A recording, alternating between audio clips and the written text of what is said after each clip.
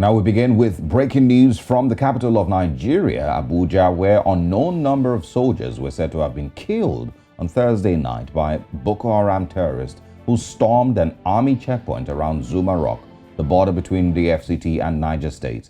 Sources said the terrorists arrived Zuma Rock on the axis of the Madalla and Suleija road along the Abuja-KadunaHighway at about 8:30 p.m. and took the soldiers by surprise, opening fire from different angles for almost an hour.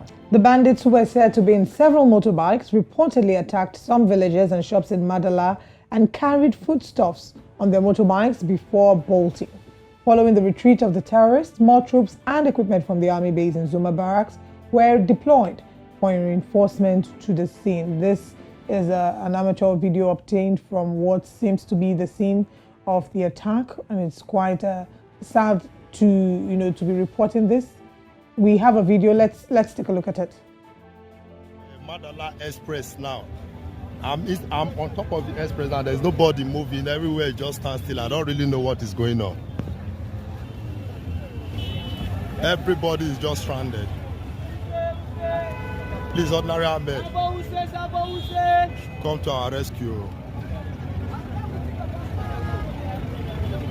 Look at the express. Every vehicle, they are just standing. We don't really know what is going on.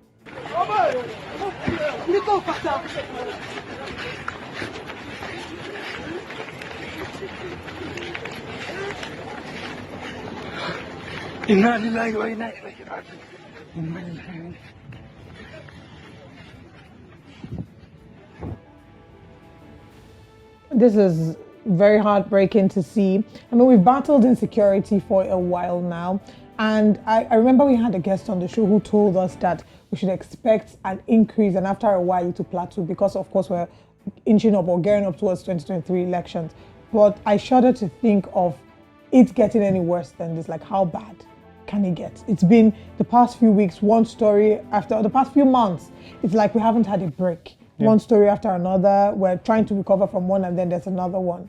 I mean, but I think, we are also making insinuations. I don't think anyone is really sure exactly where all this is coming from. Some people would say, oh, it's the election season, so there's going to be increase in insecurity and all of that, which has never actually been proven, because you need to understand why the election season brings insecurity. And if we cannot understand, then we're really just, clutching at straws and, drawing different conclusions as to what's going on. There's also, the fact that this might be ISWAP, it might be Boko Haram, it might be bandits, whoever they are. Nobody really knows. And the Nigerian government has never really either been completely honest with Nigerian people or maybe themselves have not also been able to figure it out to understand what's going on. The concern a lot of people are sharing now is that, it's getting, it's hitting the Federal Capital Territory harder. A couple of months ago, you probably wouldn't hear it in Abuja. You're probably hearing in Borno, Katsina, some of all those places. Just earlier this week, we spoke about another 36 who were kidnapped in Kaduna. So it's not getting better. It seems to be getting worse. Absolutely. And of course, it's hitting closer and closer to the Federal Capital Territory. I'm scared, to think about. Certain things I don't want to, speak into Nigeria's, future. So, but I mean, hitting the Federal Capital Territory is sort of sending a message because that's our seat of power. That's the capital of the country. Absolutely. And if you can hit them and get away with that, then it goes to show that the rest of the country should really be at high alert. Yesterday, we talked of the reports of ISWAP and Boko Haram targeting about 5 states, including the FCT and Lagos, as well as places of worship.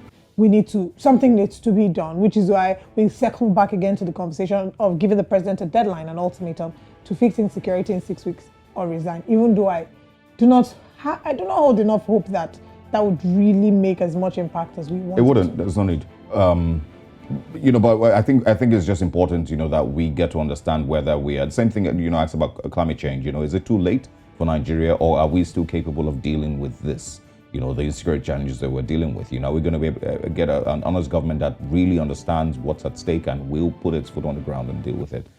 But of course, as these things happen, we hope that we do not continue to bring more of these stories to you, but we definitely will be here to update you on what happened in Abuja yesterday.